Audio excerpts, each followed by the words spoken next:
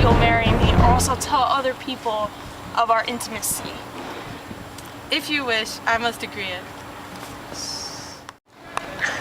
Chapter 28. Yasmin is a disorderly woman of nuisance, and Alexis is henchard. 20 years ago, well, that's beginning at the beginning. Suppose you go back to creation.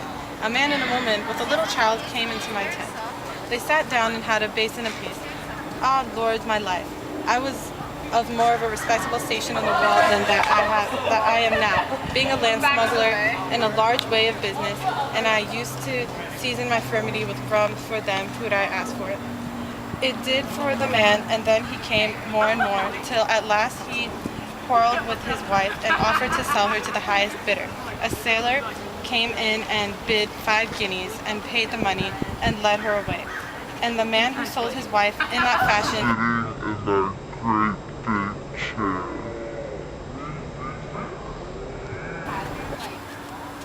That's not true.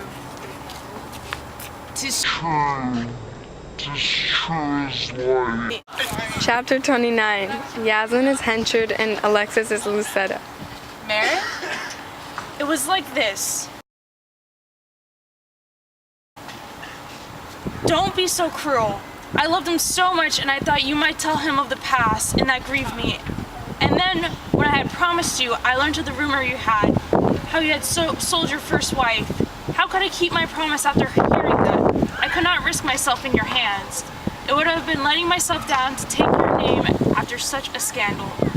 But I knew I would lose Donald if I did not secure him, for you would carry out your threat of telling him of our former acquaintance, as long as there is a chance of keeping me for yourself by doing so. But you will not do so now, will you, Michael? For it is too late to separate us.